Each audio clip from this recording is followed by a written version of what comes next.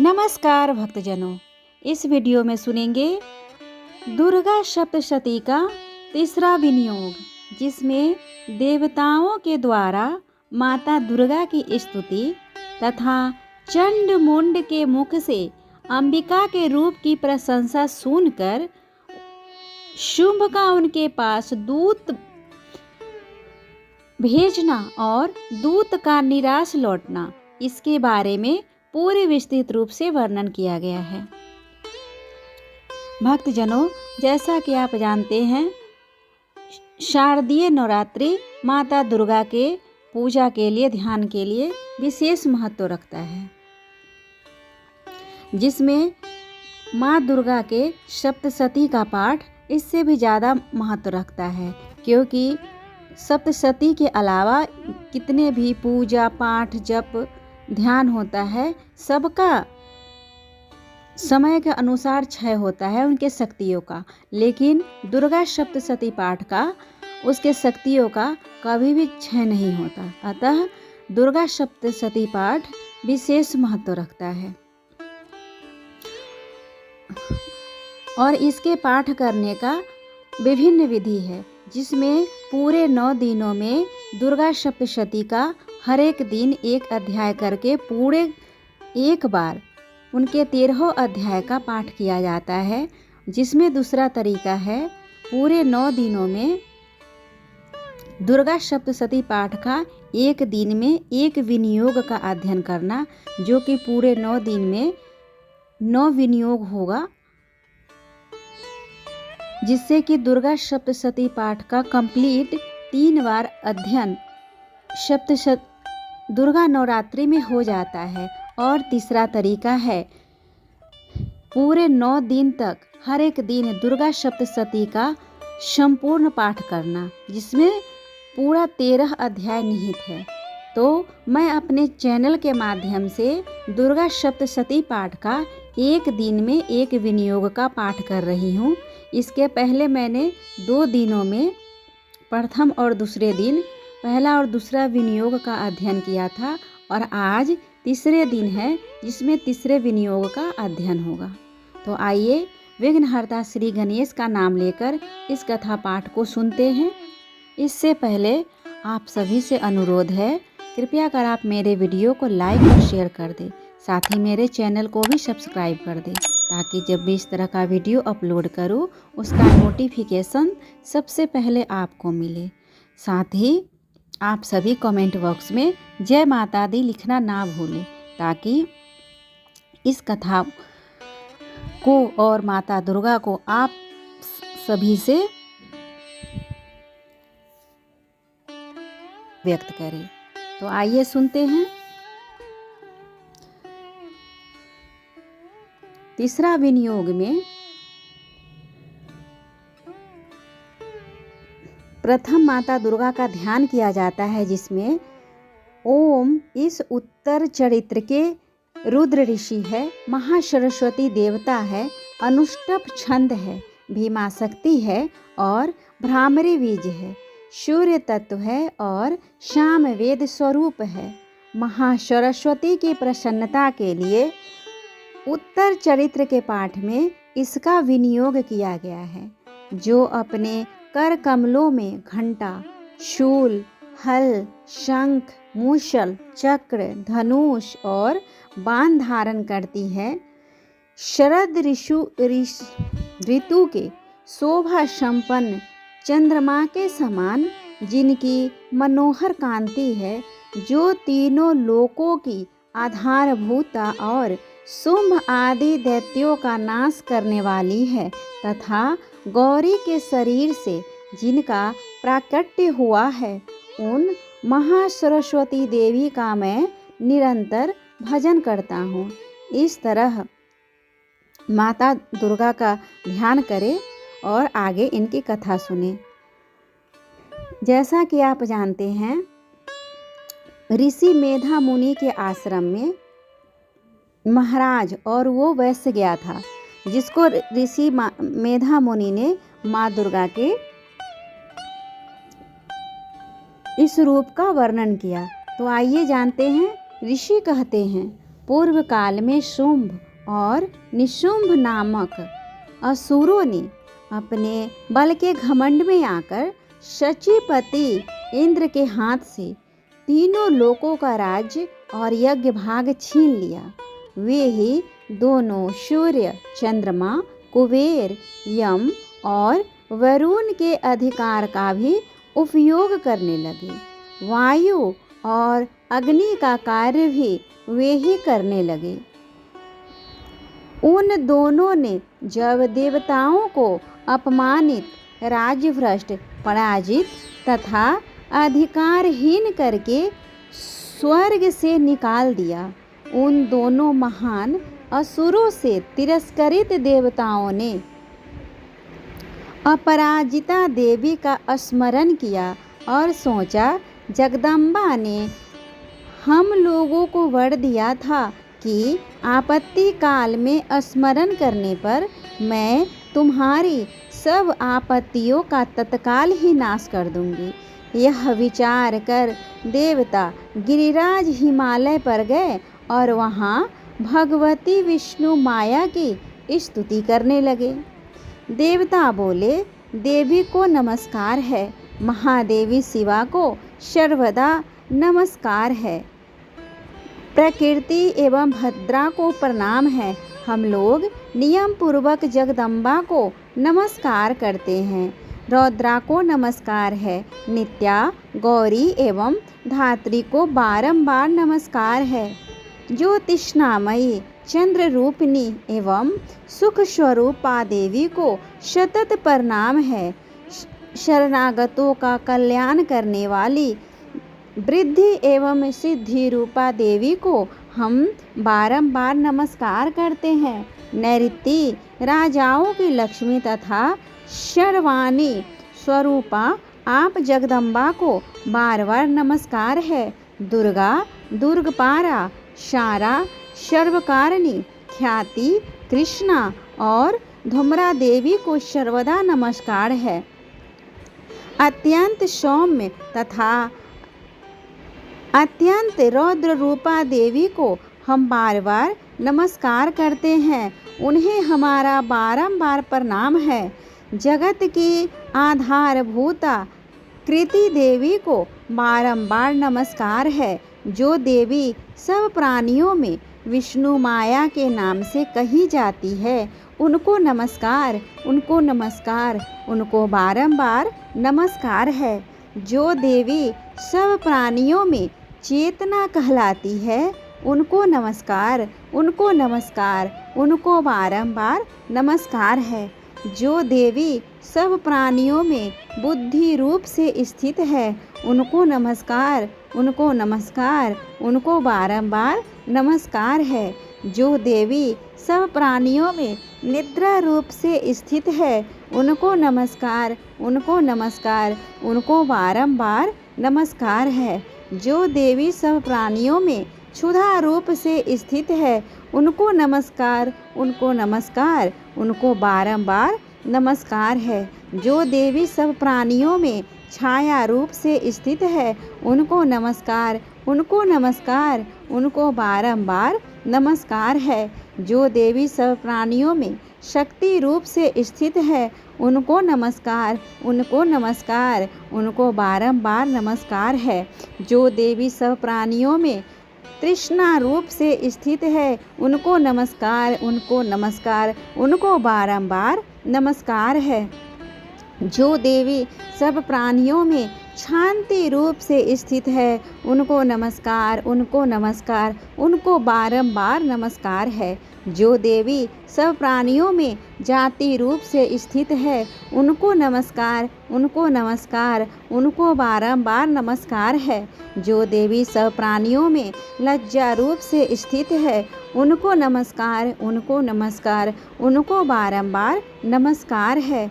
जो देवी सब प्राणियों में शांति रूप से स्थित है, उनको नमस्कार, उनको नमस्कार, उनको बारंबार नमस्कार है। जो देवी सब प्राणियों में श्रद्धा रूप से स्थित है, उनको नमस्कार, उनको नमस्कार, उनको बारंबार नमस्कार है। जो देवी सब प्राणियों में कांति रूप से स्थित है, उनको नमस्कार, उनको नमस्कार, उनको बारंबार नमस्कार है। जो देवी सब प्राणियों में लक्ष्मी रूप से स्थित है, उनको नमस्कार, उनको नमस्कार, उनको बारंबार नमस्कार है। जो देवी सब प्राणियों में वृत्ति रूप से स्थित है, उनको नमस्कार, उनको नमस्कार, उनको बारंबार नमस्कार है। जो देवी सब प्राणियों में स्मृति रूप से स्थित है, उनको नमस्कार, उनको नमस्कार, उनको बारंबार नमस्कार है। जो देवी सब प्राणियों में दया रूप से स्थित है, उनको नमस्कार, उनको नमस्कार, उनको बारंबार नमस्कार है। जो देवी सब प्राणियों में तुष्टि रूप से स्थित है, उनको नमस्कार, उनको नमस्कार, उनको बारंबार नमस्कार है। जो देवी सब प्राणियों में माता रूप से स्थित है, उनको नमस्कार, उनको नमस्कार, उनको बारंबार नमस्कार है। जो देवी सब प्राणियों में भ्रांति रूप से स्थित है, उनको नमस्कार, उनको नमस्कार, उनको बारंबार नमस्कार है।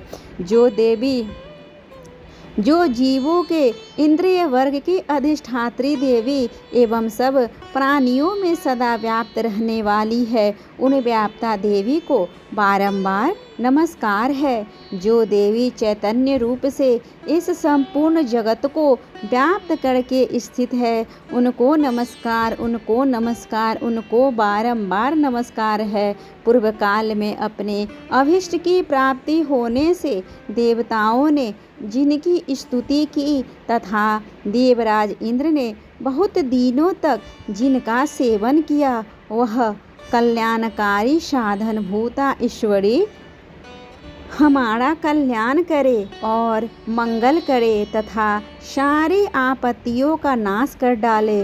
उदंड दैत्यों से सताए हुए हम सभी देवता जिन परमेश्वरी को इस समय नमस्कार करते हैं तथा जो भक्ति से विनम्र पुरुषों द्वारा स्मरण की जाने पर तत्काल ही संपूर्ण विपत्तियों का नाश कर देती है, वे जगदम्बा हमारा संकट दूर करे। ऋषि कहते हैं, राजन, इस प्रकार जब देवता स्तुति कर रहे थे, उस समय पार्वती के गंगा जी के जल में स्नान के लिए वहां आई। उस सुंदर भावों वाली भगवती ने देवताओं से पूछा, आप लोग यहाँ किसकी स्तुति कर रहे हैं? तब उन्हीं के शरीर कोश से प्रकट हुई शिवा देवी बोली, शुंभ दैत्यों से तिरस्कृत और युद्ध में निशुंभ से पराजित हो यहाँ एकत्रित हुए ये समस्त देवता यह मेरी ही स्तुति कर रहे हैं। पार्वती जी के शरीर कोश से अंबिका का प्रादुर्भाव हुआ था, इसीलिए वे समस्त लोकों में कौशिकी कही जाती है। कौशिकी के प्रकट होने के बाद पार्वती देवी का शरीर काले रंग का हो गया, अतः वे हिमालय पर रहने वाली कालिका देवी के नाम से विश्वविख्यात हुई। तदंतर शुंभ निशुंभ के भृत्य चंड मुंड वहां आए और उन्होंने परम मनोहर रूप धारण करने वाली अंबिका देवी को देखा। फिर वे शुंभ के पास जाकर बोले, महाराज, एक अत्यंत मनोहर स्त्री है जो अपनी दिव्य कांति से हिमालय को प्रकाशित कर रही है।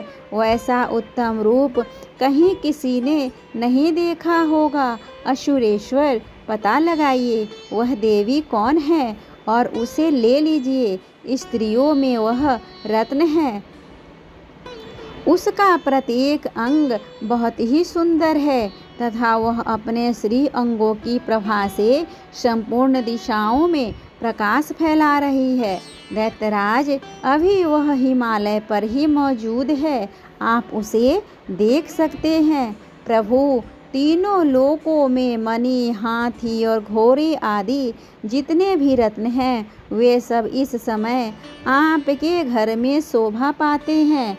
हाथियों में रत्नभूत ऐरावत, यह पारिजात का वृक्ष और यह उच्च श्रवा घोड़ा, यह सब आपने इंद्र से ले लिया है। हंसों से जुता हुआ यह विमान भी आपके आंगन में शोभा पाता है। यह रत्नभूत अद्भुत विमान जो पहले ब्रह्मा जी के पास था, अब आपके यहाँ लाया गया है। यह महापद्म नामक निधि आप कुबेर से छीन लाए हैं। समुद्र ने भी आपको किंजलनी नाम की माला भेंट की है, जो केसरों से सुशोभित है और जिसके कमल कभी कुम्हलाते नहीं हैं। स्वर्ण की वर्षा करने वाले वरुण का छत्र भी आपके घर में शोभा पाता है, तथा यह श्रेष्ठ रथ जो पहले प्रजापति के अधिकार में था, अब आपके पास मौजूद है। दैत्येश्वर मृत्यु की उत्का निंद्रा नाम वाली शक्ति भी आपने ही छीन लिया है, तथा वरुण का पास और समुद्र में होने वाले सब प्रकार के रत्न आपके भाई निशुंभ के अधिकार में हैं। अग्नि ने भी स्वतः शुद्ध किए हुए वस्त्र आपकी सेवा में अर्पित किया है। दैत्यराज, इस प्रकार सभी रत्न आपने एकत्र कर लिए हैं। फिर जो यह स्त्रियों में रत्न रूप कल्याणमयी देवी है, इसे आप क्यों नहीं अपने अधिकार में ले लेते हैं? तभी ऋषि कहते हैं। चंड मुंड का यह वचन सुनकर शुंभ ने महादैत्य सुग्रीव को दूत बनाकर देवी के पास भेजा और कहा, तुम मेरी आज्ञा से उसके सामने ये बातें कहना और ऐसा उपाय करना जिससे प्रसन्न होकर वह शीघ्र ही यहाँ आ जाए। वह दूत पार्वती पर्वत के अत्यंत ही रमणीय प्रदेश में जहाँ देवी मौजूद थी गया और मधुर वाणी में कोमल वचन बोला। दूत बोला, देवी दैत्यराज शुंभ इस समय तीनों लोकों का स्वामी है, परमेश्वर है। मैं उनका भेजा हुआ दूत हूँ और यहाँ तुम्हारे पास आया हूँ। उनकी आज्ञा सदा सब देवता एक स्वर में मानते हैं, कोई उनका उल्लंघन नहीं करता। वे संपूर्ण देवताओं को परास्त कर चुके हैं। उन्होंने तुम्हारे लिए जो संदेश दिया है उसे सुनो। संपूर्ण त्रिलोकी मेरे अधिकार में है, देवता भी मेरी आज्ञा के अधीन चलते हैं। संपूर्ण आज्ञा के भागों को मैं ही पृथक पृथक भोगता हूँ। तीनों लोकों में जितने श्रेष्ठ रत्न हैं वे सब मेरे अधिकार में है। देवराज इंद्र का वाहन ऐरावत जो हाथियों में रत्न के समान है, मैंने छीन लिया है। क्षीर सागर का मंथन करने से जो अश्वरत्न उच्च श्रवा प्रकट हुआ है, उसे देवताओं ने मेरे पैरों पर पड़कर समर्पित किया है। सुंदरी, उनके सिवा और भी जितने रत्नभूत पदार्थ देवताओं, गंधर्वों और नागों के पास थे, वे सब मेरे ही पास आ गए हैं। देवी, हम लोग तुम्हें संसार की स्त्रियों में रत्न मानते हैं, अतः तुम हमारे पास आ जाओ, क्योंकि रत्नों का उपभोग करने वाले हम ही हैं। चंचल कटाक्षों वाली सुंदरी, तुम मेरी या मेरे भाई महापराक्रमी निशुंभ की सेवा में आ जाओ, क्योंकि तुम रत्न स्वरूपा हो। मेरा वरण करने से तुम्हें तुलना रहित महान ऐश्वर्य की प्राप्ति होगी। अपनी बुद्धि से यह विचार कर तुम मेरी पत्नी बन जाओ। ऋषि कहते हैं, दूत के यो कहने पर कल्याणमयी भगवती दुर्गा देवी, जो इस जगत को धारण करती है, मन ही मन गंभीर भाव से मुस्कुराई और इस प्रकार बोली।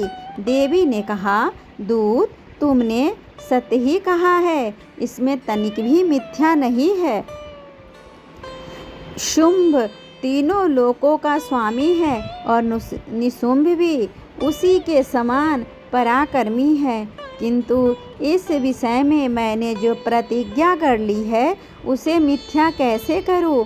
मैंने अपनी अल्पबुद्धि के कारण पहले से जो प्रतिज्ञा कर रखी है उसे सुनो।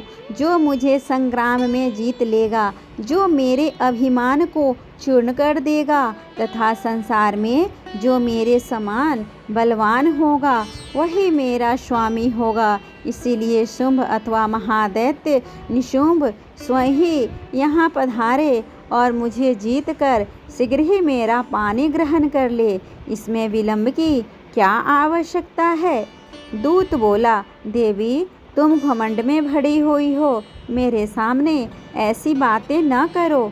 तीनों लोकों में कौन ऐसा पुरुष है जो शुंभ निशुंभ के सामने खड़ा रह सके? देवी अन्य दैत्यों के सामने भी सारे देवता युद्ध में नहीं ठहर सकते, फिर तुम अकेली स्त्री होकर कैसे ठहर सकती हो?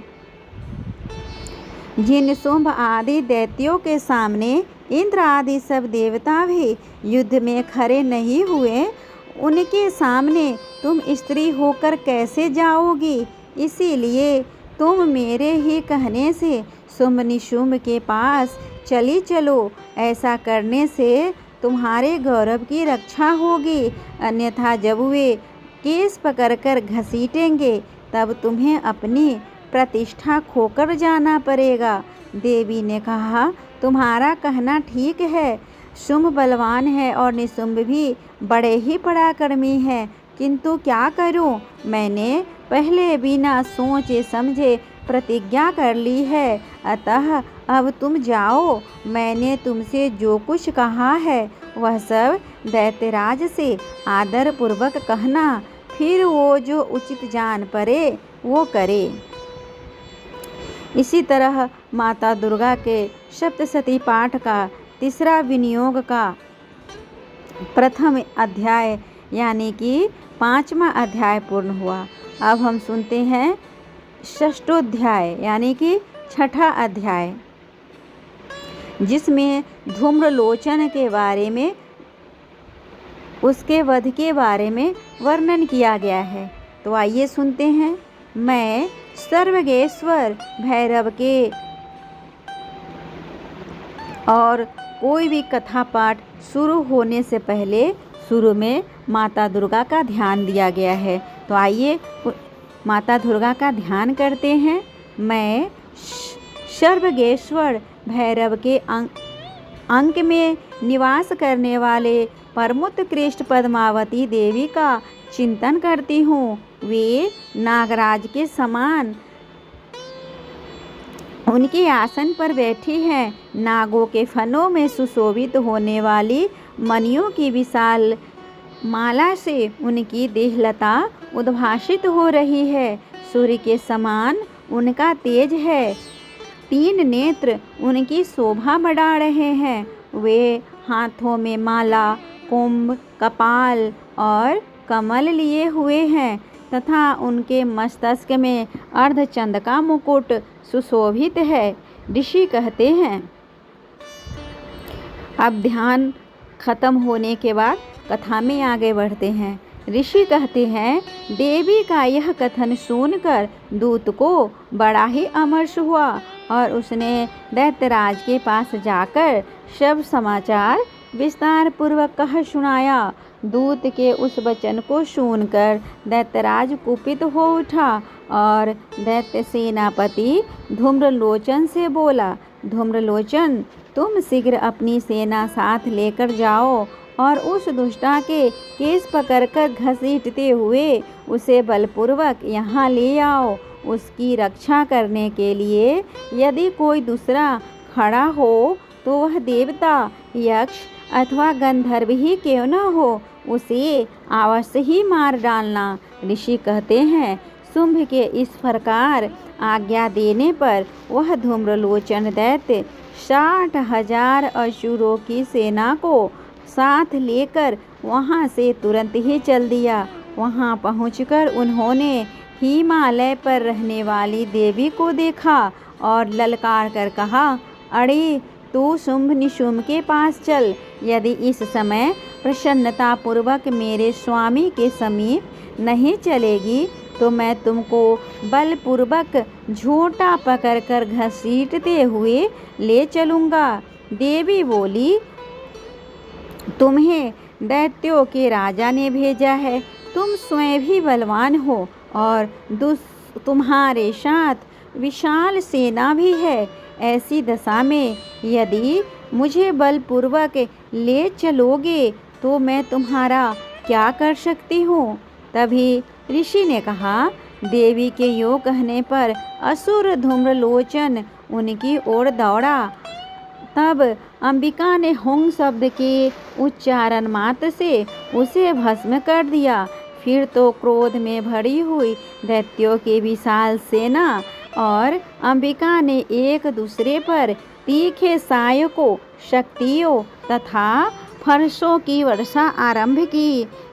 इतने में ही देवी का वाहन सिंह क्रोध में भरकर भयंकर गर्जना करके गर्दन के बालों को हिलाता हुआ असुरों की सेना में कूद पड़ा। उसने कुछ दैत्यों को पंजों की मार से, कितनों को अपने जबरों से और कितने ही महादैत्यों को पटक कर ओट की दाढ़ों से घायल करके मार डाला।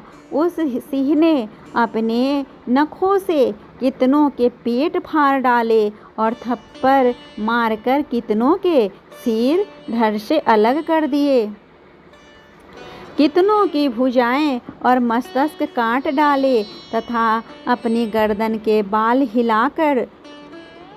हिलाते हुए उसने दूसरे महादैत्य के पेट फाड़कर उसका रक्त चूस लिया। अत्यंत क्रोध में भरे हुए देवी के वाहन उस महाबली सिंह ने क्षण भर में ही असुरों की सारी सेना का संहार कर डाला।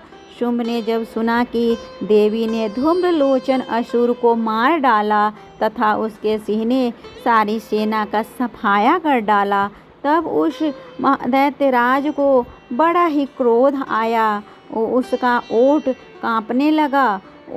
उसने चंड और मुंड नामक दो दैत्यों को आज्ञा दी, हे चंड और हे मुंड, तुम लोग बहुत बड़ी सेना लेकर यहाँ आओ।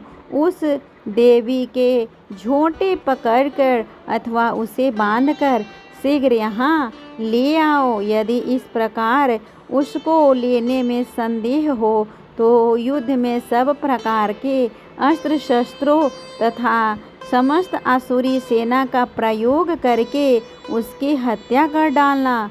इस तरह माँ दुर्गा के सप्तशती पाठ का 6ठा अध्याय पूर्ण हुआ। अब हम सुनेंगे दुर्गा सप्तशती पाठ का 7वां अध्याय, जिसमें हर अध्याय के शुरू होने से पहले माता दुर्गा का ध्यान किया जाता है। तो आइए ध्यान करते हैं। मैं मातंगी देवी का ध्यान करता हूँ। वे रत्नमय सिंहासन पर बैठकर पढ़ते हुए तोते का मधुर वचन सुन रही है। उनके शरीर का वर्ण श्याम है। वे अपना एक पैर कमल पर रखे हुए हैं और मस्तक पर अर्धचंद्र धारण करती है तथा कण्वर पुष्पों की माला धारण किए वीणा बजाती है। उनके अंग में कसी हुई चोली शोभा पा रही है। वे लाल रंग की साड़ी पहनने हाथों में शंख व पात्र लिए हुए हैं। उनके वदन पर मधु का हल्का हल्का प्रभाव जान पड़ता है और ललाट में वेंदी शोभा पा रही है। इस तरह माता दुर्गा का ध्यान करें और आगे इनका कथा पाठ सुने। इस कथा में चंड और मुंड के वध का वर्णन किया गया है। तो ऋषि कहते हैं, तदंतर शुंभ की आज्ञा पाकर वे चंड मुंड आदि दैत्य चतुरंगनी सेना के साथ अस्त्र शस्त्रों से सुसज्जित हो चल दिए। फिर गिरिराज हिमालय पर स्वर्णमय ऊंचे शिखर पर पहुंचकर उन्होंने सिंह पर बैठी देवी को देखा। वे मंद मंद मुस्कुरा रही थी। उन्हें देखकर दैत्य लोग तत्परता से पकड़ने का उद्योग करने लगे। किसी ने धनुष तान लिया, किसी ने तलवार संभाली और कुछ लोग देवी के पास आकर खड़े हो गए। तब अंबिका ने उन शत्रु के प्रति बड़ा क्रोध किया। उस समय क्रोध के कारण उनका मुख काला पड़ गया था, ललाट में भौहें टेढ़ी हो गई और वहाँ से तुरंत ही विकराल मुखी काली प्रकट हुई, जो तलवार और पास लिए हुए थी। वे विचित्र खंडवांग धारण किए और चीते के चर्म की साड़ी पहने नर मुंडों की माला से विभूषित थी। उनके शरीर का मांस सूख गया था, केवल हड्डियों का ही ढांचा था, जिससे वे अत्यंत भयंकर जान पड़ती थी। उनका मुख बहुत विशाल था और जीभ लपलपाने के कारण और भी डरावनी प्रतीत होती थी। उनकी आंखें भीतर को धसी हुई और कुछ लाल थी। वे अपनी भयंकर गर्जना से संपूर्ण दिशाओं को गुजार रही थी। बड़े बड़े दैत्यों का वध करती हुई वे कालिका देवी बड़े वेग से दैत्यों की उस सेना पर टूट पड़ी और उन सबको भक्षण करने लगी। वे पार्श्व रक्षकों, अंकुशधारी महावतों, योद्धाओं और घंटा सहित कितने ही हाथियों को एक ही हाथ से पकड़कर मुंह में डाल लेती थी। इसी प्रकार घोड़े रथ और सारथियों के साथ रथी सैनिकों को मुंह में डालकर वे उन्हें बड़े भयानक रूप से चबा डालती थी। किसी के बाल पकड़ लेती, किसी का गला दबा लेती, किसी को पैरों से कुचल डालती और किसी को छाती के धक्के से गिराकर मार डालती थी। वे असुरों के घोड़े छोड़े हुए बड़े बड़े अस्त्र शस्त्र मुंह में पकड़ लेती और रोष में भरकर उनको दांतों से पीस डालती थी। काली ने भगवान एवं दुरात्मा दैत्यों की वह सारी सेना रौंद डाली, खा डाली और कितनों को मार भगाया। कोई तलवार के घाट उतर गए, कोई खंडवांग से पीटे गए और कितने ही असुर दांतों के अग्रभाग से कुचले जाकर मृत्यु को प्राप्त हुए। इस प्रकार देवी ने असुर के उस सारी सेना को क्षण भर में ही मार गिराया। देख चंड एवं अत्यंत भयानक काली देवी की ओर दौड़ा तथा महादैत्य मुंड ने भी अत्यंत भयंकर बाणों की वर्षा से तथा हजारों बार चलाए हुए चक्रों से उन भयानक नेत्रों वाली देवी को आच्छादित कर दिया। वे अनेकों चक्र देवी के मुख में समाते हुए ऐसे जान पड़े मानो सूर्य के बहुतेरे मंडल बादलों के उदर में प्रवेश कर रहे हैं। तब भयंकर गर्जना करने वाली काली ने अत्यंत रोष में भरकर विकट अट्टहास किया। उस समय उसने विकराल वदन के भीतर कठिनता से देखे जा सकने वाले दांतों की प्रभा से वे अत्यंत उज्जवल दिखाई देती थी। देवी ने बहुत बड़ी तलवार हाथ में ले हंक का उच्चारण करके चंड पर धावा किया और उसके केस पकड़कर उसी तलवार से उसका मस्तक काट डाला। चंड को मारा गया देखकर मुंड भी देवी की ओर दौड़ा। तब देवी ने रोष में भरकर उसे भी तलवार से घायल करके धरती पर सुला दिया। महापराक्रमी चंड और मुंड को मारा गया देख मरने से बची हुई बाकी सेना भय से व्याकुल हो चारों ओर भाग गए। तदंतर काली ने चंड और मुंड का मस्तक हाथ में लेकर चंडिका के पास जाकर प्रचंड अट्टहास करते हुए कहा, देवी, मैंने चंड और मुंड नामक इन 2 महापशुओं को तुम्हें भेंट किया है। अब युद्ध यज्ञ में तुम शुंभ और निशुंभ का स्वयं ही वध करना। ऋषि कहते हैं, वहां लाए हुए उन चंड मुंड नामक महादैत्यों को देखकर कल्याणमयी चंडी ने काली से मधुर वाणी में कहा। इस तरह चंड मुंड नामक 7वां अध्याय पूर्ण हुआ। अब हम सुनेंगे 8वां अध्याय, जिसमें रक्त बीज के बारे में वर्णन किया गया है। और जैसा कि अध्याय शुरू होने से पहले माता का ध्यान किया जाता है, तो आइए हम माता का ध्यान करते हैं। मैं अनीमा आदि सिद्धिमयी किरणों से आवृत भवानी का ध्यान करती हूँ। उनके शरीर का रंग लाल है, नेत्रों में करुणा लहरा रही है तथा हाथों में पास, अंकुश, बाण और धनुष शोभा पाते हैं। ध्यान करने के बाद हम सुनते हैं इससे आगे की कथा। ऋषि कहते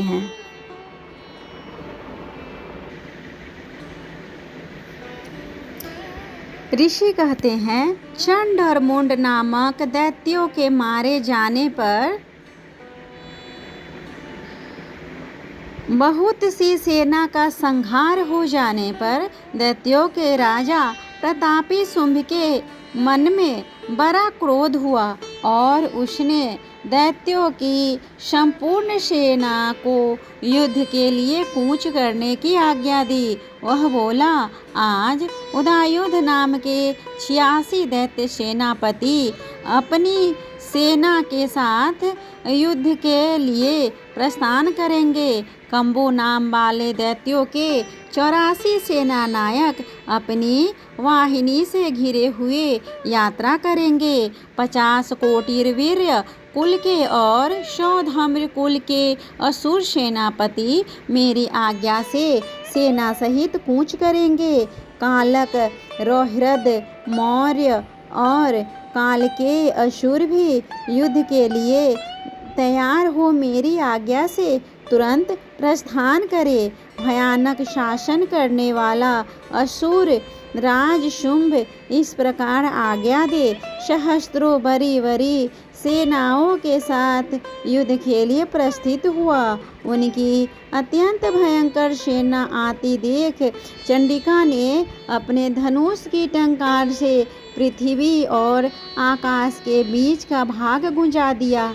राजन, तदंतर देवी के सिंह ने भी बड़े जोर जोर से दहाड़ना आरंभ किया। फिर अंबिका ने घंटे की शब्द से उस ध्वनि को और भी बढ़ा दिया। धनुष की टंकार, सिंह की दहाड़ और घंटे की ध्वनि से संपूर्ण दिशाएं गूंज उठी। उस भयंकर शब्द से काली ने अपने विकराल मुख को और भी बढ़ा लिया। इस प्रकार वे विजयिनी हुई। उस तुमुल नाद को सुनकर दैत्यों की सेना ने चारों ओर से आकर चंडिका देवी, सिंह तथा काली देवी को क्रोधपूर्वक घेर लिया। राजन, इसी बीच में असुरों के विनाश तथा देवताओं के अभ्युदय के लिए ब्रह्मा, शिव, कार्तिकेय, विष्णु तथा इंद्र आदि देवों की शक्तियाँ, जो अत्यंत पराक्रम और बल से संपन्न थी, उसके शरीरों से निकलकर उसी के रूप में चंडिका देवी के पास गई। जिस देवता का जैसा रूप, जैसा वेशभूषा और जैसा वाहन है, ठीक वैसे ही साधनों से संपन्न हो, उसकी शक्ति असुरों से युद्ध करने के लिए आई। सबसे पहले हंसयुक्त विमान पर बैठी हुई अक्षसूत्र और कमंडलू से सुशोभित ब्रह्मा जी की शक्ति उपस्थित हुई, जिसे ब्रह्मानी कहते हैं।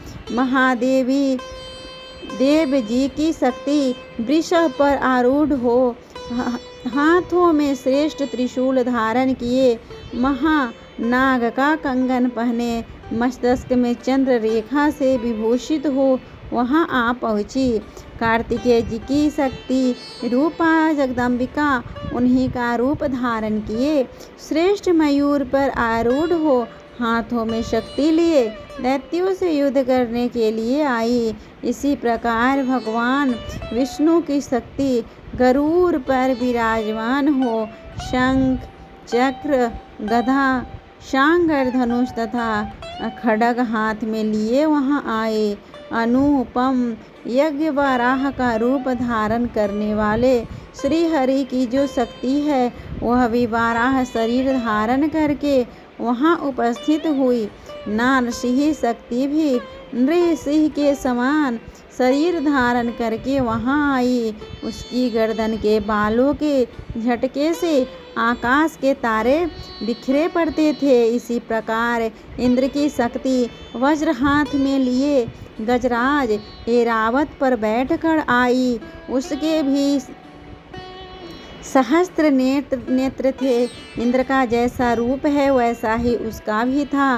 तदंतर उस देव शक्तियों से घिरे हुए महादेव जी ने चंडिका से कहा, मेरी प्रसन्नता के लिए तुम शीघ्र ही इन असुरों का संहार करो। तब देवी के शरीर से अत्यंत ही भयानक और परम उग्र चंडिका शक्ति प्रकट हुई, जो सैकड़ों गिदड़ियों की भांति आवाज करने वाली थी। उस अपराजिता देवी ने धूमिल जटा वाले महादेव जी से कहा, भगवान आप शुंभ निशुंभ के पास दूत बनकर जाइए और उस अत्यंत गर्वीले दानव शुंभ एवं निशुंभ दोनों से कहिए, साथ ही उनके अतिरिक्त भी जो दानव युद्ध के लिए वहां उपस्थित हो उनको भी यह संदेश दीजिए, दैत्यों यदि तुम जीवित रहना चाहते हो तो पाताल को लौट जाओ, इंद्र को त्रिलोकी का राज्य मिल जाए और देवता यज्ञ भाग का उपभोग करे। और यदि बल के घमंड में आकर तुम युद्ध की अभिलाषा रखते हो तो आओ, मेरी शिवाएं यानी कि योगनियां तुम्हारे कच्चे मांस से तृप्त हो। चूँकि उस देवी ने भगवान शिव को दूत के कार्य में नियुक्त किया था, इसीलिए वह शिवदूती के नाम से संसार में विख्यात हुई। वे महादैत्य भी संसार भगवान शिव के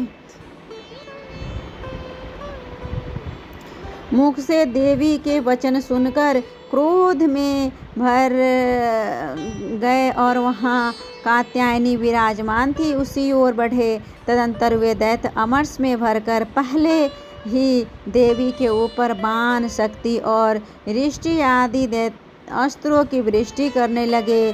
तब देवी ने भी खेल खेल में ही धनुष की टंकार की और उससे छोड़े हुए बड़े बड़े बाणों द्वारा दैत्यों के चलाए हुए बाण शूल शक्ति और फरसों को काट डाला। फिर काली उसके आगे होकर असुरों को त्रिशूल के प्रहार से विदीर्ण करने लगी और खंडवांग से उनका कचूमर निकालती हुई रणभूमि में विचरने लगी। ब्रह्मानी भी जिस जिस ओर दौड़ती उसी ओर अपने कमंडलू का जल छिड़क कर शत्रुओं के ओज को और पराक्रम को नष्ट कर देती थी। माहेश्वरी ने त्रिशूल से तथा वैष्णवी ने चक्र से और अत्यंत क्रोध में भरी हुई कुमार कार्तिकेय की शक्ति से दैत्यों का संहार आरंभ किया। इंद्र शक्ति के वज्र प्रहार से विदीर्ण हो सैकड़ों दैत्य दानव रक्त की धारा बहाते हुए पृथ्वी पर सो गए।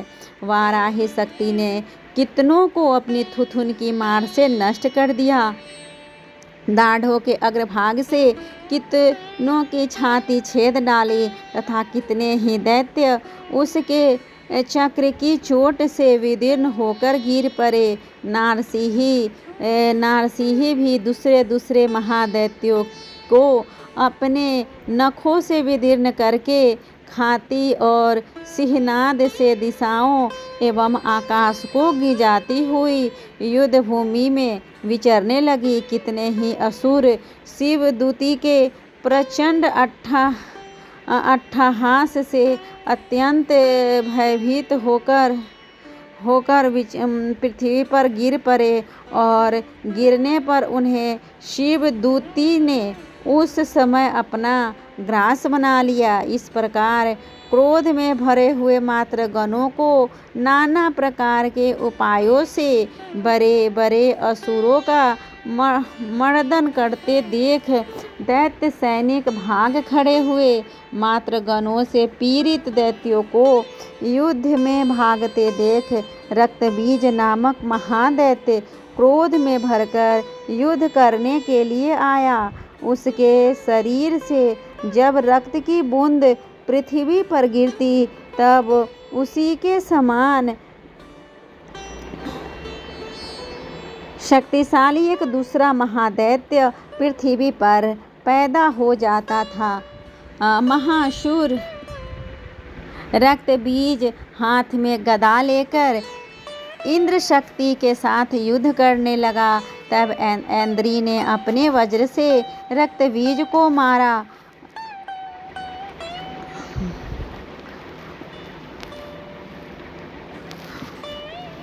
वज्र से घायल होने पर उसके शरीर से बहुत सा रक्त चूने लगा और उसी के समान रूप तथा पराक्रम वाले योद्धा उत्पन्न होने लगे। उसके शरीर से रक्त की जितनी बूंदें गिरी उतने ही पुरुष उत्पन्न हो गए। वे सब रक्तबीज के समान ही वीरवान, बलवान तथा पराक्रमी थे। वे रक्त से उत्पन्न होने वाले पुरुष भी अत्यंत ही भयंकर अस्त्र शस्त्रों का प्रहार करते हुए वह मातृगणों को घोर युद्ध करने लगा। पुनः वज्र के प्रहार से जब उसका मस्तक घायल हुआ तब रक्त बहने लगा और उसने हजारों पुरुष उत्पन्न हो गया। वैष्णवी ने युद्ध में रक्तबीज पर चक्र का प्रहार किया तथा इंद्री ने उस सेनापति को गदा से चोट पहुंचाई। वैष्णवी के चक्र से घायल होने पर उसके शरीर से जो रक्त बहा और उससे जो उसी के बराबर आकार वाले सहस्त्रों महादैत्य प्रकट हुए, उसके द्वारा संपूर्ण जगत व्याप्त हो गया। कौमारी ने शक्ति से, वाराही ने खड्ग से और महेश्वरी ने त्रिशूल से महादैत्य रक्तबीज को घायल किया। क्रोध में भरे हुए उस महादैत्य रक्तबीज ने भी गदा से भारी सभी मात्र शक्तियों को पृथक पृथक प्रहार किया। शक्ति और शूल आदि से अनेक बार घायल होने पर जो उनके शरीर से रक्त की धारा पृथ्वी पर गिरी, उससे भी निश्चय ही सैकड़ों असुर उत्पन्न हुए। इस प्रकार महादैत्य के रक्त से प्रकट हुए दैत्यों द्वारा संपूर्ण जगत व्याप्त हो गया। इससे उन देवताओं को बड़ा ही भय हुआ। देवताओं को उदास देकर चंडिका ने कहा, चामुंडे तुम अपना मुख और भी फैलाओ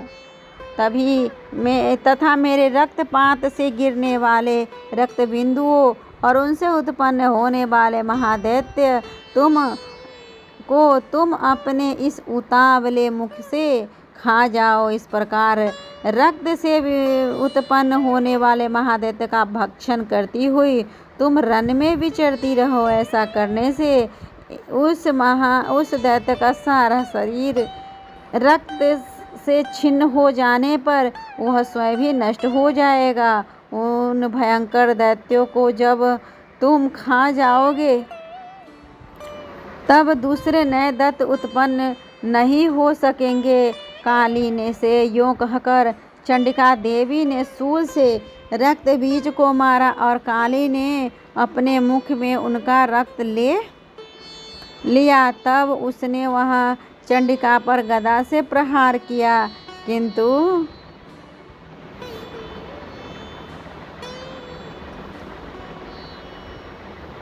रक्त गिरने पर काली के मुख में जो महादैत्य उत्पन्न हुए उन्हें भी वह चट कर गई और उसने रक्त बीज का भी रक्त पी लिया। तदंतर देवी ने रक्त बीज को, जिसका रक्त चामुंडा ने पी लिया था, वज्र, बाण, खड्ग तथा रिष्टि आदि से मार डाला।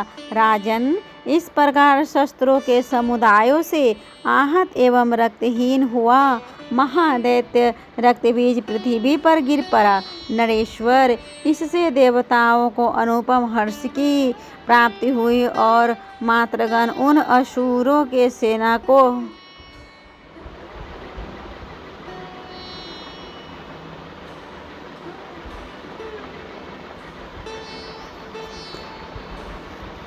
नृत्य करने लगा।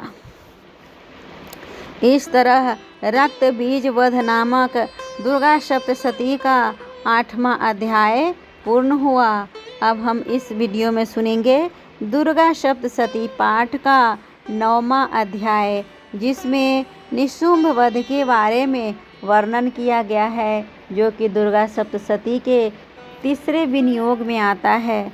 जैसा कि हम जानते हैं, अध्याय को शुरू होने से पहले माता दुर्गा का ध्यान बताया गया है। तो आइए हम ध्यान करते हैं। मैं अर्धनारीश्वर के श्री विग्रह की निरंतर शरण लेती हूँ, जिनका वर्ण बंदूक पुष्प और स्वर्ण के समान रक्त पीत मिश्रित है। वहाँ अपनी भुजाओं में सुंदर अक्षमाला, पास, अंकुश और वरद मुद्रा धारण करता है। अर्धचंद्र उसका आभूषण है तथा वह 3 नेत्रों से सुशोभित है। इस तरह माता का ध्यान करके, इन बातों का मनन करके आइए इस कथा को आगे सुनते हैं। राजा ने कहा, भगवान, आपने रक्तबीज के वध से संबंध रखने वाला देवी चरित्र का यह अद्भुत महात्म्य मुझे बतलाया। अब रक्त बीज के मारे जाने पर अत्यंत क्रोध में भरे हुए शुंभ और निशुंभ ने जो कर्म किए उसे मैं सुनना चाहता हूँ।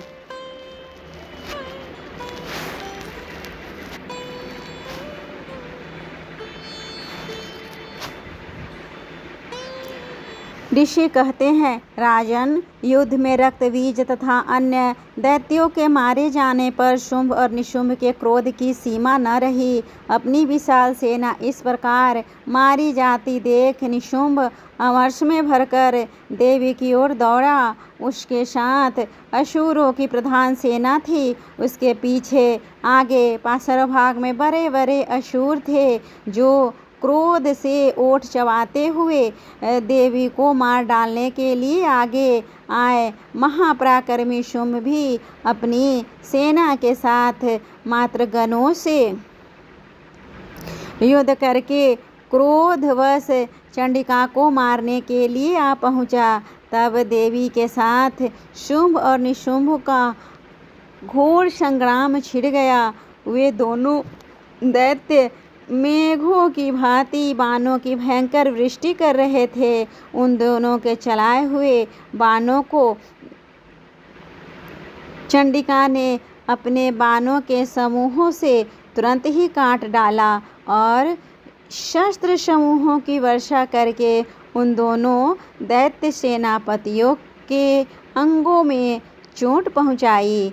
कुंभ ने तीखी तलवार और चमकती हुई ढाल लेकर देवी के श्रेष्ठ वाहन सिंह के मस्तक पर प्रहार किया। अपने वाहन को चोट पहुंचाने पर देवी ने क्षूरप्र नामक वाहन से निशुंभ की श्रेष्ठ तलवार तुरंत ही काट डाली और उसकी ढाल को भी, जिसमें 8 चांद जड़े थे, खंड खंड कर दिया। ढाल और तलवार के कट जाने पर उस असुर ने शक्ति चलाई, किंतु सामने आने पर देवी ने चक्र से उसके भी 2 टुकड़े कर दिए। अब तो निशुंभ क्रोध में जल उठा और उस दानव ने देवी को मारने के लिए शूल चलाया, किंतु देवी ने समीप आने पर उसे भी मुक्के से मारकर चूर्ण कर दिया। तब उसने गदा घुमाकर चंडी के ऊपर चलाई, परंतु वह भी देवी के त्रिशूल से काटकर भस्म हो गई। तदंतर दैत्यराज निशुंभ को फरसा हाथ में लेकर आते देख देवी ने बाण समूहों से घायल कर धरती पर सुला दिया। उस भयंकर पराक्रमी भाई निशुंभ के धराशायी हो जाने पर शुंभ को बड़ा ही क्रोध हुआ और अंबिका का वध करने के लिए आगे बढ़ा। रथ पर बैठे बैठे ही उत्तम आयुधों से सुशोभित अपनी बड़ी बड़ी 8 अनुपम भुजाओं से समूचे आकाश को ढककर वह अद्भुत शोभा पाने लगा। उसे आते देख देवी ने शंख बजाया और धनुष की प्रत्यंचा का अत्यंत ही दुस्साह शब्द किया। साथ ही अपने घंटे के शब्द से, जो समस्त दैत्य सैनिकों का तेज नष्ट करने वाला था, संपूर्ण दिशाओं में व्याप्त कर दिया। तदंतर सिंह ने भी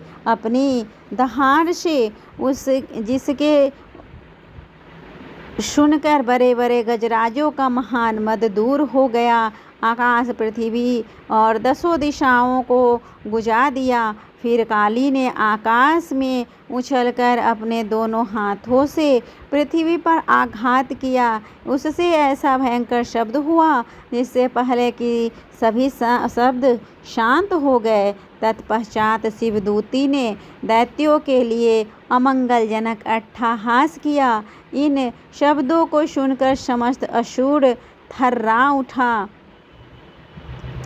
किंतु शुंभ को बड़ा ही क्रोध हुआ। उस समय देवी ने जब शुंभ को लक्ष्य करके कहा, ओ दुरात्मन, खड़ा रह। तभी आकाश में खड़े हुए देवता बोल उठे, जय हो, जय हो।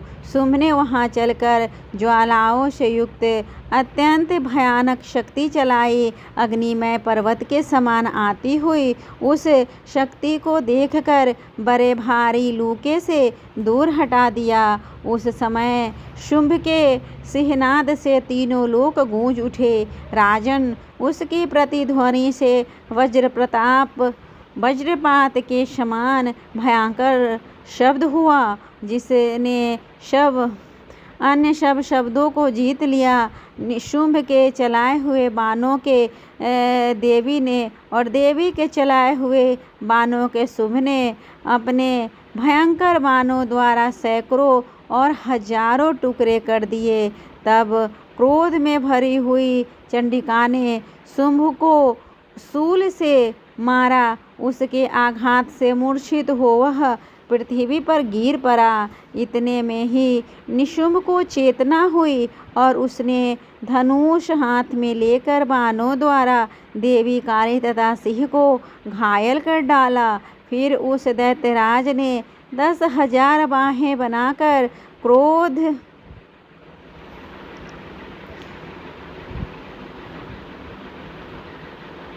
तब दुर्गम पीड़ा का नाश करने वाली भगवती दुर्गा ने कुपित होकर अपने बाणों से उस चक्र को तथा बाणों को काट गिराया। यह देख निशुंभ दैत्य सेना के साथ चंडिका का वध करने के लिए हाथ में गदा लेकर बड़े वेग से दौड़ा। उसको आते देख तीखी धार वाली तलवार से उसके गदा को शीघ्र ही काट डाला। तब उस शूल हाथ में लिया। देवताओं को पीड़ा देने वाला निशुंभ शूल हाथ में लियाते देख चंडिका ने बड़े वेग से अपने शूल से उसके छाती को भेद डाला। शूल से विदीर्ण हो जाने पर उसकी छाती से एक दूसरा महाबली एवं महापराक्रमी पुरुष खरी रह कहता हुआ निकला। उस निकलते हुए पुरुष की बात सुनकर देवी ठट्ठा कर हंस पड़ी और खड्ग से उन्होंने उसका मस्तक काट डाला। फिर तो वह पृथ्वी पर गिर पड़ा। तदंतर सिंह अपनी दाढ़ों से असुरों की गर्दन कुचल कर खाने लगा। यह दृश्य बड़ा ही भयंकर था। उधर काली तथा शिवदूती ने भी अन्य दैत्यों का भक्षण शुरू कर दिया। कौमारी की शक्ति से विदीर्ण होकर कितने ही महादैत्य नष्ट हो गए। ब्रह्मानी के मंत्रपूत जल से निस्तेज होकर कितने ही भाग खड़े हुए।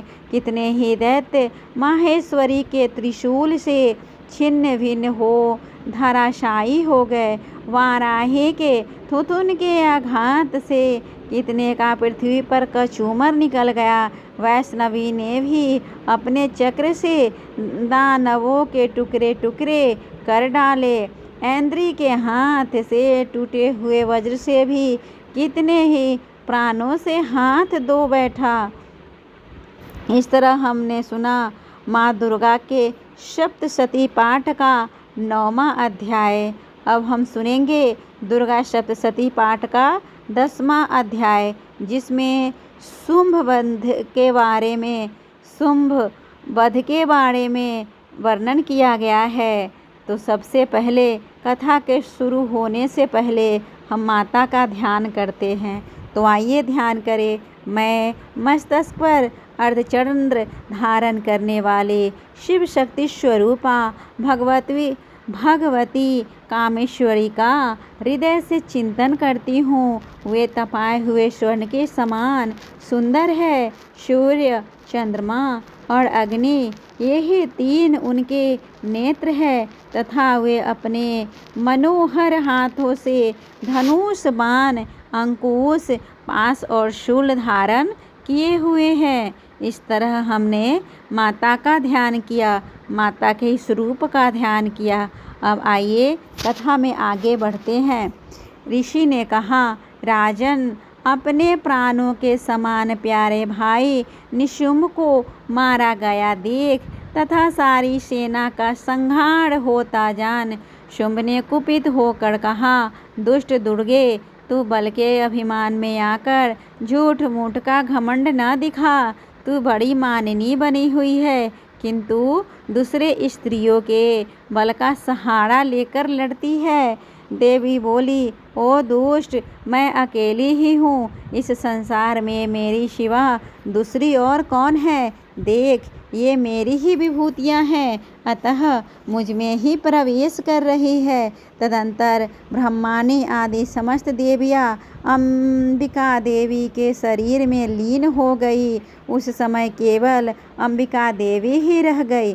देवी बोली, मैं अपनी ऐश्वर्य शक्ति से अनेक रूपों में यहाँ उपस्थित हुई थी। उन सब रूपों को मैंने समेट लिया है। अब अकेली ही युद्ध में खड़ी हूँ, तुम भी स्थिर हो जाओ। ऋषि कहते हैं, तदंतर देवी और शुंभ दोनों में सब देवताओं के तथा दानवों के देखते ही देखते भयंकर युद्ध छिड़ गया। बाणों की वर्षा तथा तीखे शस्त्रों एवं दारुण अस्त्रों के प्रहार के कारण उन दोनों का युद्ध सब लोगों के लिए बड़ा भयंकर प्रतीत हुआ। उस समय अंबिका देवी ने जो सैकड़ों दिव्य अस्त्र छोड़े, उन्हें दैत्यराज शुंभ ने उनके निवारक अस्त्रों द्वारा काट डाला। इसी प्रकार शुंभ ने भी जो दिव्य अस्त्र चलाए, उन्हें परमेश्वरी ने भयंकर हुंकार शब्द के उच्चारण आदि द्वारा खिलवाड़ में ही नष्ट कर डाला। अब उस असुर ने सैकड़ों बाणों से देवी को आच्छादित कर दिया। यह देख क्रोध में भरी हुई उन देवी ने भी बाण मारकर उनका धनुष काट डाला। धनुष कट जाने पर फिर दैत्यराज ने शक्ति हाथ में ली, किंतु देवी ने चक्र से उसके हाथ की शक्ति को भी काट गिराया। तत्पश्चात दैत्यों के स्वामी शुंभ ने 100 चांद वाली चमकती हुई ढाल और तलवार हाथ में ले उस समय धरती पर धावा किया। उसके आते ही चंडिका ने अपने धनुष से छोड़े हुए तीखे बाणों द्वारा उसकी सूर्य किरणों के समान उज्ज्वल ढाल और तलवार को तुरंत ही काट दिया। फिर उस दैत्य के घोड़े और समाधि और सारथी मारे गए। धनुष तो पहले ही कट चुका था। अब उसने अंबिका को मारने के लिए उद्यत हो भयंकर मुद्गर हाथ में लिया। उसे आते देख देवी ने अपने तीक्ष्ण बाणों से उसका मुद्गर भी काट डाला। इस पर भी वह असुर मुक्का तान कर बड़े वेग से देवी की ओर झपटा। उस दैत्यराज ने देवी की छाती में मुक्का मारा। तब उन देवी ने भी उनकी छाती में एक चाटा जड़ दिया। देवी की थप्पड़ खाकर दैत्यराज शुंभ पृथ्वी पर गिर पड़ा, किंतु पुनः सहसा पूर्ववत उठकर खड़ा हो गया। फिर वह उछला और देवी को ऊपर ले जाकर आकाश में खड़ा हो गया। तब चंडिका आकाश में भी बिना किसी आधार के ही शुंभ के साथ युद्ध करने लगी। उस समय दैत्य और चंडिका आकाश में एक दूसरे से लड़ने लगे। उनका वह युद्ध पहले सिद्ध और मुनियों को विस्मय में डालने वाला हुआ। फिर अंबिका ने शुंभ के साथ बहुत देर तक युद्ध करने के पश्चात उसे उठाकर घुमाया और पृथ्वी पर पटक दिया। पटके जाने पर पृथ्वी पर आने के बाद वह दुष्टात्मा दैत्य पुनः चंडिका का वध करने के लिए उनकी ओर बड़े वेग से दौड़ा। तब समस्त दैत्यों के राजा शुंभ को अपनी ओर आते देख देवी ने त्रिशूल से उसकी छाती छेद कर उसे पृथ्वी पर गिरा दिया। देवी के शूल की धार से घायल होकर उसके प्राण पखेरु उड़ गए और वह समुद्रों, द्वीपों तथा पर्वतों सहित समूची पृथ्वी को कांपता हुआ पृथ्वी पर गिर पड़ा। तदंतर उस दुरात्मा के मारे जाने पर संपूर्ण जगत प्रसन्न एवं पूर्ण स्वस्थ हो गया तथा आकाश स्वच्छ दिखाई देने लगा। पहले जो उत्पात सूचक मेघ और उल्कापात होते थे वे सब शांत हो गए तथा उस दैत्य के मारे जाने पर नदियाँ भी ठीक मार्ग से बहने लगी। इस तरह हमने माता दुर्गा के सप्तशती पाठ का 10वां अध्याय सुना। अब हम सुनेंगे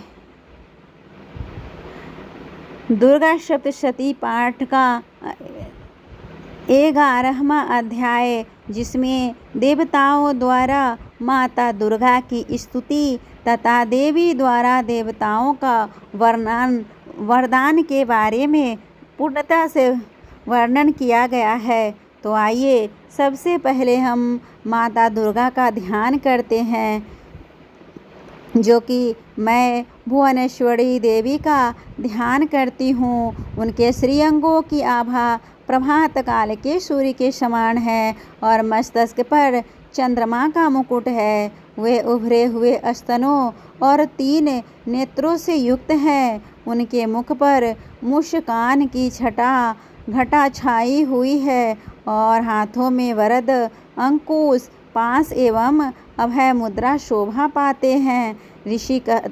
इस तरह हमने माता का ध्यान किया। अब आइए कथा में आगे बढ़ते हैं। ऋषि कहते हैं, देवी के द्वारा वहाँ महादैत्यपति शुंभ के मारे जाने पर इंद्र आदि देवता अग्नि को आगे करके उस कात्यायनी देवी की स्तुति करने लगे। उस समय अभीष्ट की प्राप्ति होने पर उनके मुख कमल दमक उठे थे और उनके प्रकाश से दिशाएं भी जगमगा उठी थी। देवता बोले, शरणागत की पीड़ा दूर करने वाली देवी हम पर प्रसन्न होवो। संपूर्ण जगत की माता प्रसन्न होवो। विश्वेश्वरी विश्व की रक्षा करो। देवी तुम ही चराचर जगत की अधीश्वरी हो। तुम इस जगत का एकमात्र आधार हो, क्योंकि पृथ्वी में तुम्हारी ही स्थिति है। देवी तुम्हारा पराक्रम अलंघनीय है। तुम ही जल रूप में स्थित होकर संपूर्ण जगत को तृप्त करती हो। तुम अत्यंत बल संपन्न वैष्णवी शक्ति हो। इस विश्व की कारणभूता परामाया हो। देवी तुमने इस समस्त जगत को मोहित कर रखा है। तुम ही प्रसन्न होने पर इस पृथ्वी पर मोक्ष की प्राप्ति कराती हो। देवी संपूर्ण विदाएं तुम्हारे ही भिन्न भिन्न स्वरूप है। जगत में जितनी भी स्त्रियां हैं वे सब तुम्हारी ही मूर्तियां हैं। जगदम्ब एकमात्र तुमने ही इस विश्व को व्याप्त कर रखा है। तुम्हारी स्तुति क्या हो सकती है। तुम तो स्तवन करने योग्य पदार्थों से परे एवं परावानी हो। जब तुम सर्वस्वरूपा देवी स्वर्ग तथा मोक्ष प्रदान करने वाली हो, तब इसी रूप में तुम्हारी स्तुति हो गई। तुम्हारी स्तुति के लिए इससे अच्छी युक्तियाँ और क्या हो सकती है। बुद्धि रूप से सब लोगों के हृदय में विराजमान रहने वाली तथा स्वर्ग एवं मोक्ष प्रदान करने वाली नारायणी देवी तुम्हें नमस्कार है। कला काष्ठा आदि के रूप से क्रमशः परिणाम यानी कि अवस्था और परिवर्तन की ओर ले जाने वाली तथा विश्व का उपसंहार करने में समर्थ नारायणी तुम्हें नमस्कार है। नारायणी तुम सब प्रकार का मंगल प्रदान करने वाली मंगलमयी हो। कल्याणदायिनी शिवा हो। सब पुरुषार्थों को सिद्ध करने वाली शरणागत वत्सला तीन नेत्रों वाली एवं गौरी हो। तुम्हें नमस्कार है। तुम सृष्टि पालन और संहार की शक्ति भूता सनातनी देवी गुणों का आधार तथा सर्वगुणमयी नारायणी तुम्हें नमस्कार है। शरण में आए हुए दीनों एवं पीड़ितों की रक्षा में संलग्न रहने वाली तथा सबकी पीड़ा दूर करने वाली नारायणी देवी तुम्हें नमस्कार है। नारायणी तुम ब्रह्मानी का रूप धारण करके हंसों से जुते हुए विमान पर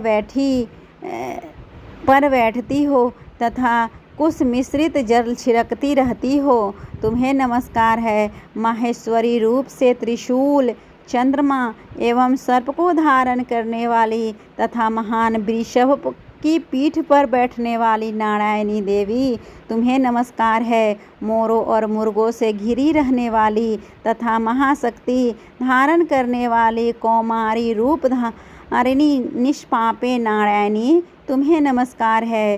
शंख चक्र गदा और सांगड़ धनुष रूप उत्तम आयुधों को धारण करने वाली वैष्णवी शक्ति रूपा नारायणी तुम प्रसन्न होवो। तुम्हें नमस्कार है।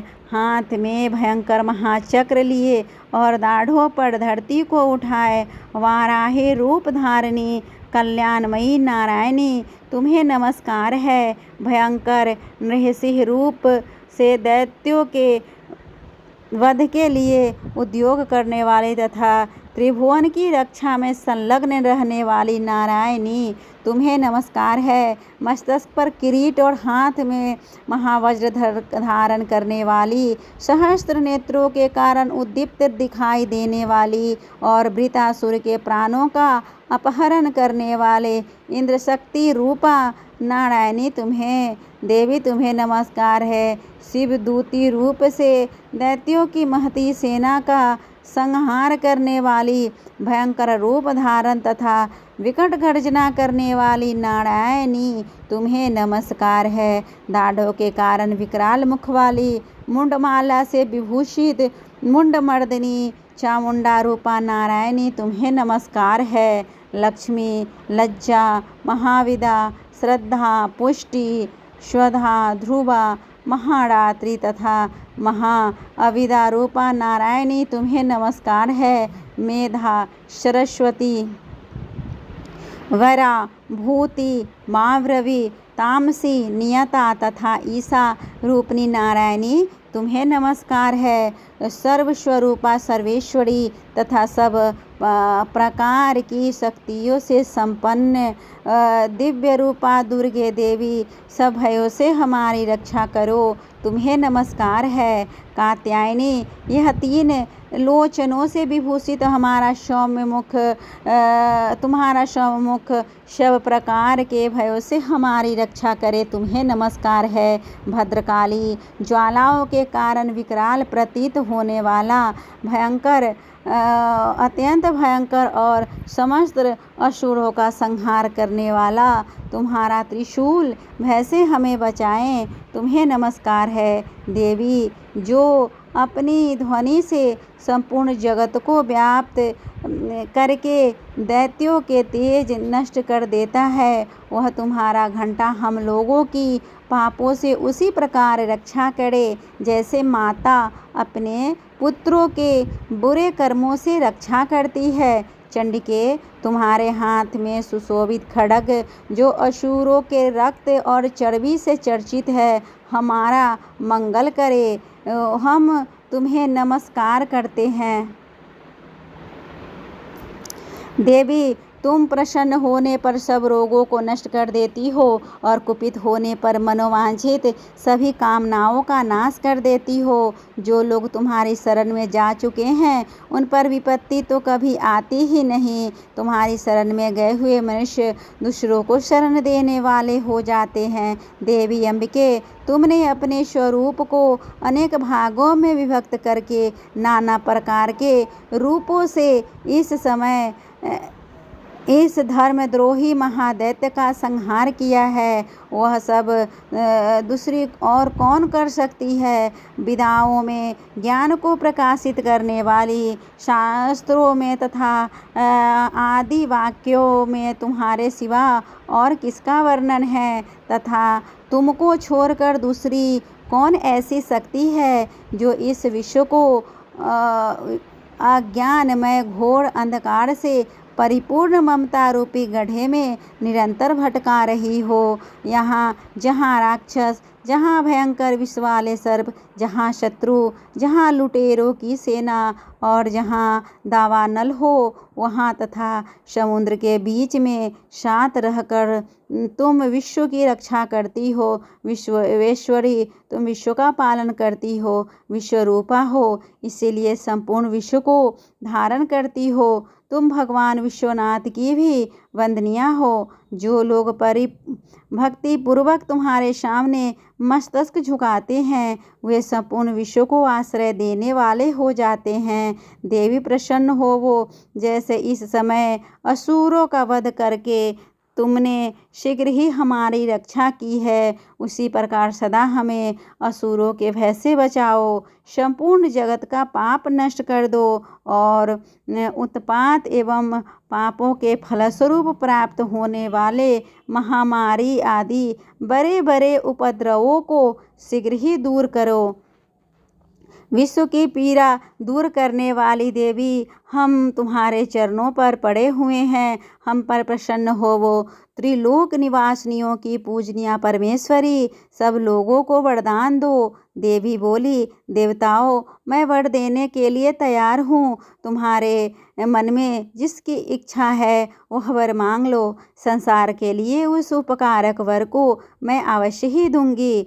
देवता बोले, सर्वेश्वरी, तुम इसी प्रकार तीनों लोकों की समस्त बाधाओं को शांत करो और हमारे शत्रुओं का नाश करती रहो। देवी बोली, देवताओं, वैवस्वत मनवंतर के 28वें युग में शुंभ और निशुंभ नाम के 2 अन्य महादैत्य उत्पन्न होंगे।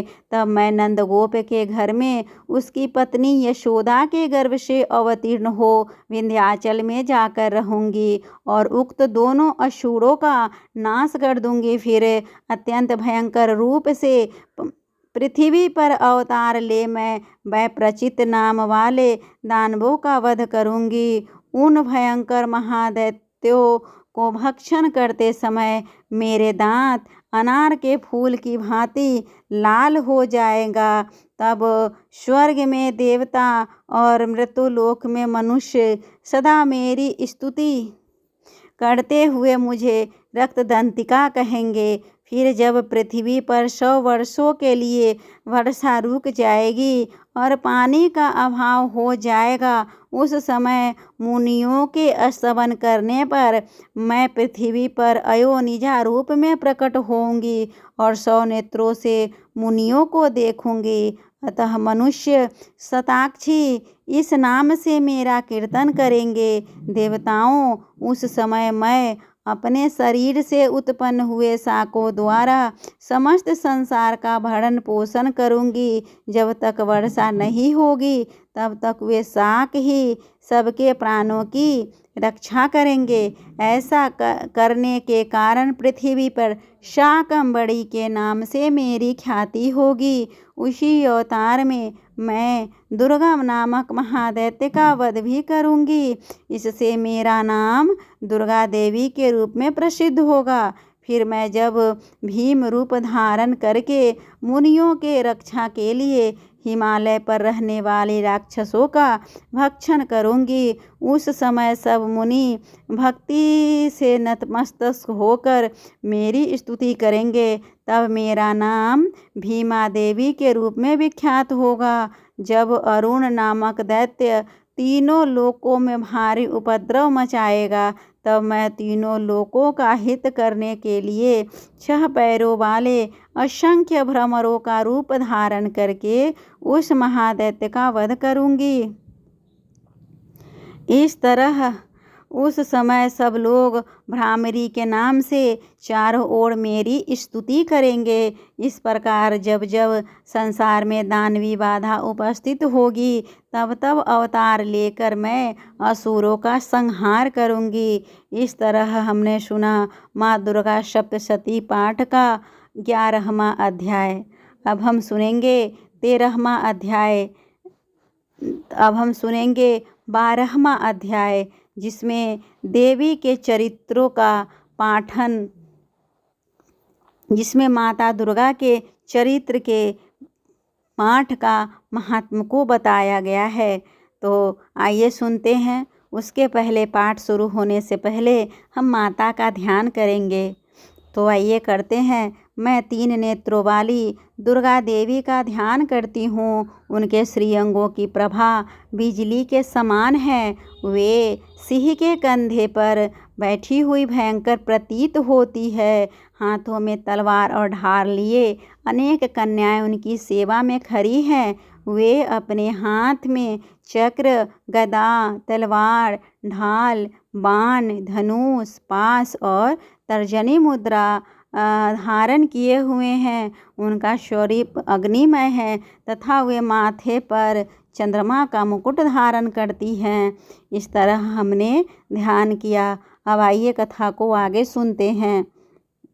माता ने कहा, देवताओं, जो एकाग्रचित होकर प्रतिदिन इन स्तुतियों से मेरा स्तवन करेगा, उनकी सारी बाधा मैं निश्चय ही दूर कर दूंगी। जो मधुकैटभ का नाश, महिषासुर का वध तथा शुंभ निशुंभ के संहार के प्रसंग का पाठ करेंगे तथा अष्टमी, चतुर्दशी और नवमी को भी जो एकाग्रचित होकर भक्तिपूर्वक मेरे उत्तम महात्मा का श्रवण करेंगे, उन्हें कोई पाप नहीं छू सकेगा। उन पर पाप जनित आपत्तियां भी नहीं आएगी। उनके घर में कभी दरिद्रता नहीं होगी तथा उनको कभी प्रेमी जनों के विछोह का कष्ट नहीं भोगना पड़ेगा।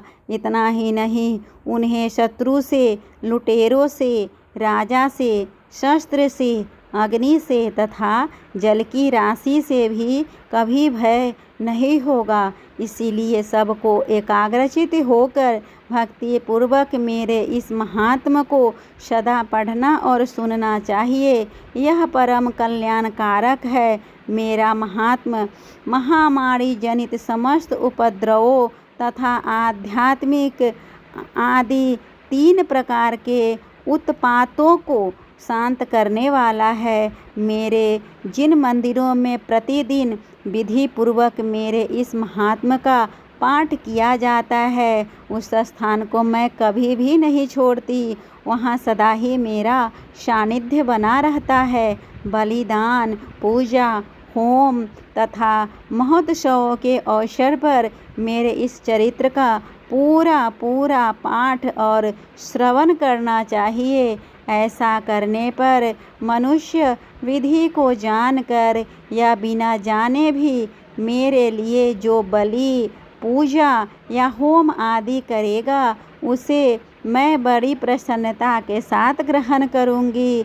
शरत काल में जो वार्षिक महापूजा की जाती थी, उस अवसर पर जो मेरे इस महात्म्य को भक्ति पूर्वक सुनेगा, वह मनुष्य मेरे प्रसाद से सब बाधाओं से मुक्त तथा धन धान्य एवं पुत्र से संपन्न होगा। इसमें तनिक भी संदेह नहीं है। मेरे इस महात्म्य, मेरे प्रादुर्भाव की सुंदर कथाएं तथा युद्ध में किए हुए मेरे पराक्रम सुनने से मनुष्य निर्भय हो जाता है। मेरे महात्म्य का श्रवण करने वाले पुरुषों के शत्रु नष्ट हो जाते हैं, उन्हें कल्याण की प्राप्ति होती है तथा उनका कुल आनंदित रहता है। सर्वत्र शांति कर्म में बुरे स्वप्न दिखाई देने पर तथा ग्रहजनित भयंकर पीड़ा उपस्थित होने पर मेरा महात्म्य श्रवण करना चाहिए। इससे सब विघ्न तथा भयंकर ग्रह पीड़ा भी शांत हो जाती है और मनुष्यों द्वारा देखा हुआ दुख स्वप्न भी शुभ स्वप्न में परिवर्तित हो जाता है। बाल ग्रहों से आक्रांत हुए बालकों के लिए यह महात्म्य शांति कारक है तथा मनुष्यों के संगठनों में फूट होने पर भी यह अच्छी प्रकार मित्रता कराने वाला है। यह महात्म्य समस्त दुराचारियों के बल का नाश करने वाला है। इसके पाठ मात्र से राक्षसों, भूतों और पिशाचों का नाश हो जाता है। मेरा यह सब महात्म्य मेरे सामीप्य की प्राप्ति कराने वाला है। पशु, पुष्प, अर्घ्य, धूप, दीप, गंध आदि समस्त सामग्रियों द्वारा पूजन करने से, ब्राह्मणों को भोजन कराने से, होम करने से, प्रतिदिन अभिषेक करने से, नाना प्रकार के अन्य भोगों का अर्पण करने से तथा दान देने आदि से 1 वर्ष तक जो मेरी आराधना की जाती है और उससे मुझे जितनी प्रसन्नता होती है, उतनी प्रसन्नता मेरे इस उत्तम चरित्र का एक बार श्रवण करने मात्र से ही हो जाता है। यह महात्म्य श्रवण करने पर पापों को हर लेता है और आरोग्य प्रदान करता है। मेरे प्रादुर्भाव का कीर्तन समस्त भूतों से रक्षा करता है तथा मेरा युद्ध विषयक चरित्र दुष्ट दैत्यों का संहार करने वाला है। इसके श्रवण करने पर मनुष्यों को शत्रु का भय नहीं रहता। तुमने और ब्रह्म ऋषियों ने जो मेरी स्तुति की है तथा ब्रह्मा जी ने स्तुतियाँ की है, वे सभी कल्याणमयी बुद्धि प्रदान करती है। वन में, सूने मार्ग में अथवा दावानल से घिर जाने पर, निर्जन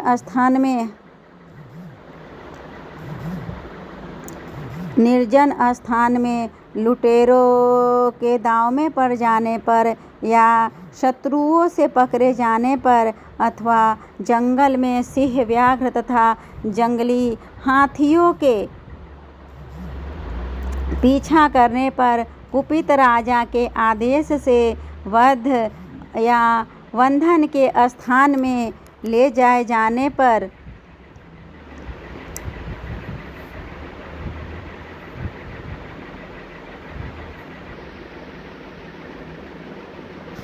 अथवा महासागर में नाव पर बैठने के बाद भारी तूफान से नाव के डगमग होने पर और अत्यंत भयंकर युद्ध में अस्त्रों का प्रहार होने पर अथवा वेदना से पीड़ित होने पर, किंग बहुना सभी भयानक बाधाओं के उपस्थित होने पर जो मेरे इस चरित्र का स्मरण करेगा वह मनुष्य संकट से मुक्त हो जाता है। मेरे प्रभाव से सिंह आदि हिंसक जंतु नष्ट हो जाते हैं तथा लुटेरे और शत्रु भी मेरे चरित्र का स्मरण करने वाले पुरुष से दूर भागते हैं। ऋषि कहते हैं, यों कहकर प्रचंड पराक्रम वाली भगवती चंडिका सब देवताओं को देखते ही देखते वही अंतर्ध्यान हो गई। फिर समस्त देवता भी शत्रुओं के मारे जाने पर निर्भय हो पहले की ही भांति यज्ञ भाग का उपभोग करते हुए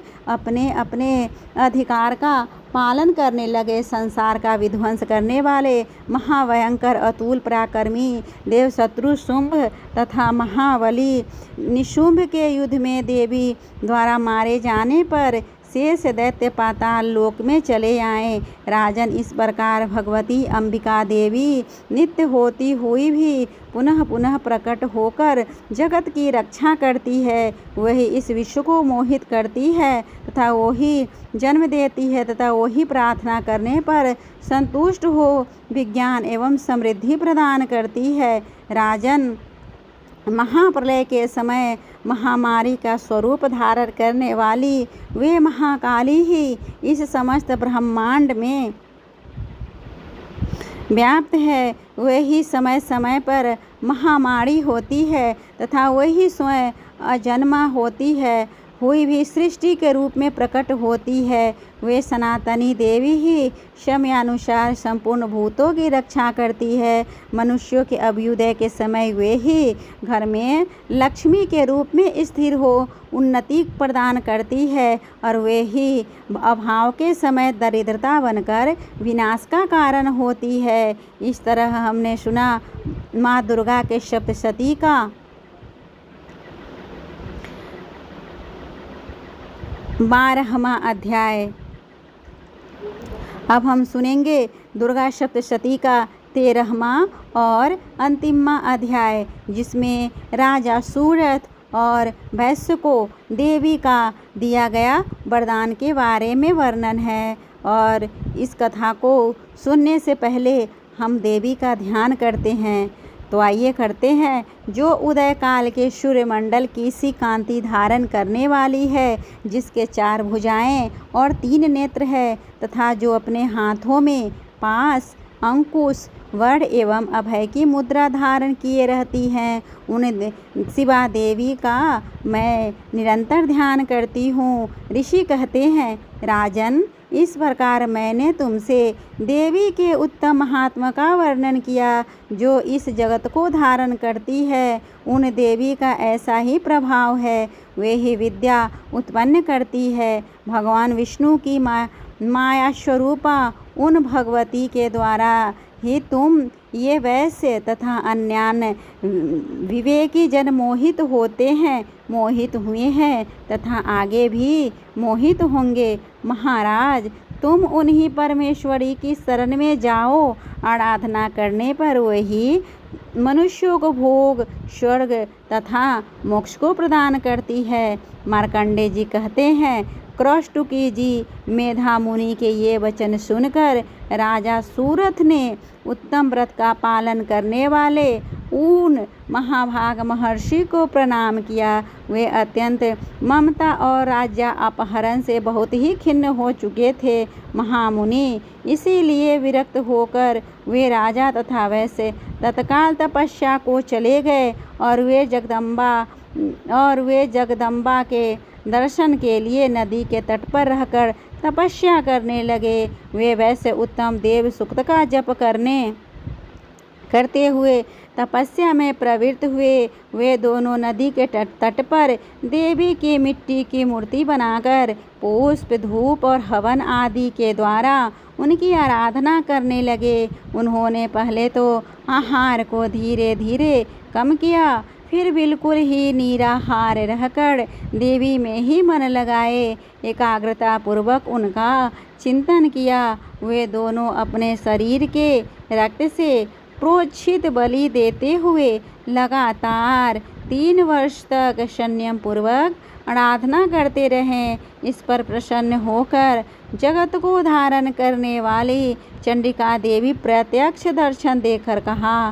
देवी बोली, राजन तथा अपने कुल को आनंदित करने वाले वैश्य, तुम लोग जिस वस्तु की अभिलाषा रखते हो वह मुझसे मांगो, मैं संतुष्ट हूँ, अतः तुम्हें वह सब कुछ दूंगी। मार्कंडेय जी कहते हैं, तब राजा ने दूसरे जन्म में नष्ट न होने वाला राज्य मांगा तथा इस जन्म में भी शत्रु की सेना को बलपूर्वक नष्ट करके पुनः अपना राज्य प्राप्त करने का वरदान मांगा।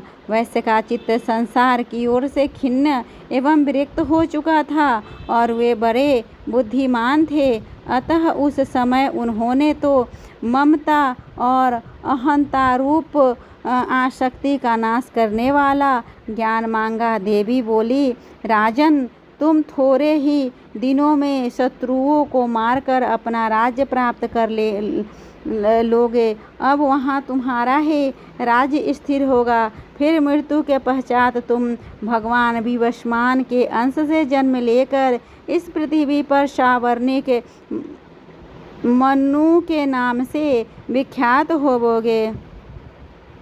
वैश्वर्य, तुमने भी जिस वर को मुझसे प्राप्त करने की इच्छा की है उसे देती हूँ। तुम्हें मोक्ष के लिए ज्ञान की प्राप्ति होगी। मार्कंडेय जी कहते हैं, इस प्रकार उन दोनों को मनोवांछित वरदान देकर तथा उनके द्वारा भक्ति पूर्वक उनकी स्तुति सुनकर देवी अंबिका तत्काल अंतर्ध्यान हो गई। इस तरह देवी से वरदान पाकर क्षत्रियों में श्रेष्ठ सूरथ सूर्य से जन्म ले सावर्णिक नामक मनु होंगे। इस तरह हमने माँ दुर्गा के सप्तशती पाठ का 13वां और अंतिम अध्याय सुना।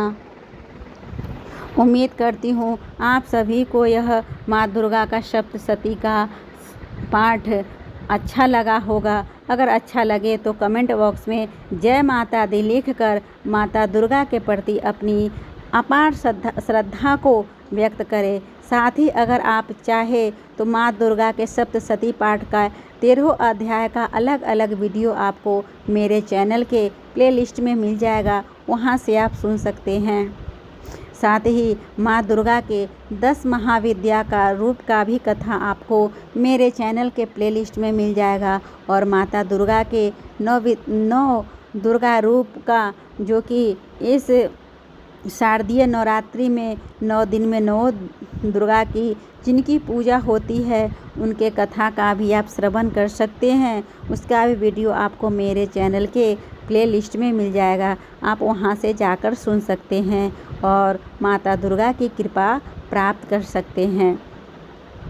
तो आप सभी पर माता दुर्गा अपनी कृपा बनाए रखे। जय माता दी।